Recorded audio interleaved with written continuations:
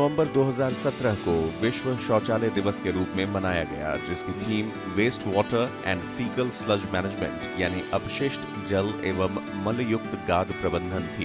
क्या आप जानते हैं कि फीकल स्लज मैनेजमेंट क्या होता है? दरअसल मानव अवशिष्ट के उचित निपटान की अचूक और कारगर व्यवस्था को ही फीकल स्लज प्रबंधन कहा जाता है, ताकि मानव अवशिष्ट का बिना किसी लीकेज के सुरक्षित संग्रहण होता रहे और ये किसी भी प्रकार के प्रदूषण की वजह न बनने पाए। अब आप सोच रहे होंगे कि आखिर मानव अपशिष्ट का उपचार क्यों जरूरी है, तो हम आपको बता दें कि मानव अपशिष्ट बढ़ते प्रदूषण की बड़ी वजह है। भारत में खुले में शौच की दर विश्व की 60% है। शहरी विकास मंत्रालय के मुताबिक गैर अधिसूचित मलिन बस्तियों में 51% घरों में शौचालय नहीं है। ऐसे में ये लोग खुले में शौच करते हैं और फिर ये अपशिष्ट खुली नालियों और अन्य जल निकायों में बहता है। इससे जल, थल और वायु प्रदूषण को बढ़ावा मिलता है। अब तो आप समझ गए होंगे ना कि मानव अपशिष्ट का सही निपटान क्यों जरूरी है। जी हाँ, स्वच्छ भारत मिशन के तहत सरकार ने काफी हद तक खुले में शौच पर नियंत्रण लगाने में कामयाबी हासिल की है।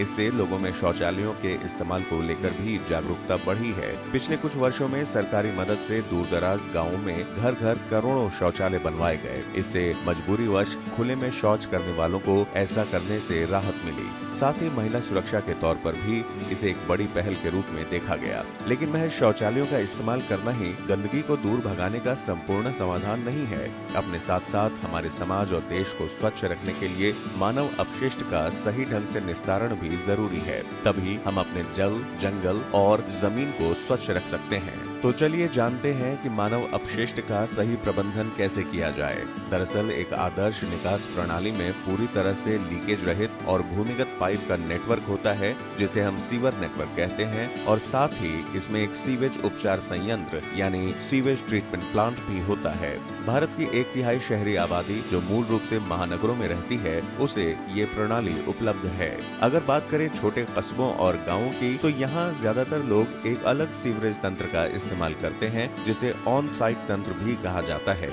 इसमें एक सेप्टिक टैंक या गड्ढा शौचालय यानी पिट लैट्रिन्स होता है। कई भारतीय घरों में यही प्रणाली प्रचलित है। इस प्रणाली के तहत मानव अपशिष्ट के सुरक्षित संग्रहण, वहन और उपचार का सेप्टेज प्रबंधन भी होता है। एक खास प्रक्रिया के तहत इसमें मल अपशिष्ट को विशेष वाहनों से ट्रीटमेंट प्लांट तक ले जाया जाता है, जहां इसका सुरक्षित और कारगर उपचार किया जाता है। 2011 की जनगणना के अनुसार केवल 32.7% शहरी परिवार पाइप वाली सीवर प्रणाली से जुड़े हैं, जबकि 38.2% परिवार अपने मल का निपटारा सेप्टिक टैंक और 7% गड्ढा यानी पिट शौचालयों में करते हैं। आंकड़ों से पता चलता है कि हमें इस दिशा में और कई ठोस कदम उठाने की जरूरत है। ऐसे में इस लक्ष्य को पूरा करने के रास्ते में कई बड़ी चुनौतियां भी हैं, जिन्हें पूरा किए बगैर स्वच्छता के सपने को साकार नहीं किया जा सकता।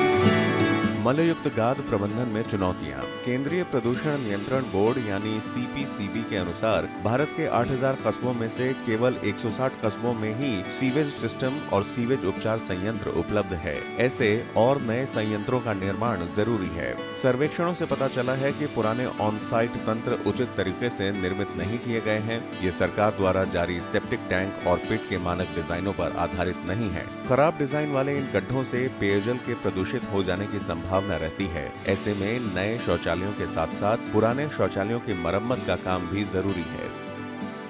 कस्बों और गांवों में मलय अपशिष्ट को आज भी हाथों से उठाया और ढोया जाता है। इससे बीमारियों का खतरा बढ़ता है। लिहाजा अपशिष्ट का प्रबंधन विशेष वाहनों से किया जाना आवश्यक है। ऐसे में ग्राम पंचायत और नगर पालिकाओं में मल ढोने वाले वाहनों की संख्या सुनिश्चित की जाए।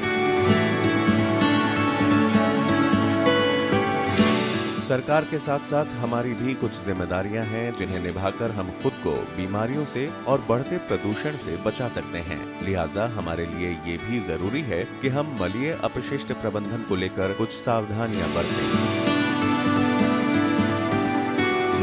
खुले में शौच का बहिष्कार करें।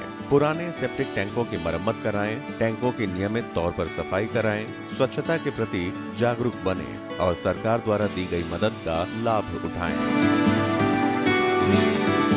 स्वच्छ भारत मिशन के तहत सरकार ने गांवों में शौचालयों के निर्माण के लिए गरीबों को सब्सिडी देने जैसे कई सराहनीय कदम उठाए हैं। शहरों में भी स्वच्छता पर ठोस नीतियां निर्धारित की गई हैं। सरकार ने सीवेज ट्रीटमेंट संयंत्रों के निर्माण के लिए निवेश बढ़ाया है। स्वच्छ भारत मिशन के तहत लोगों की जागरूकता पर विशेष ध्यान देते हुए विज्ञापनों पर बड़ा बजट निर्धारित किया गया है।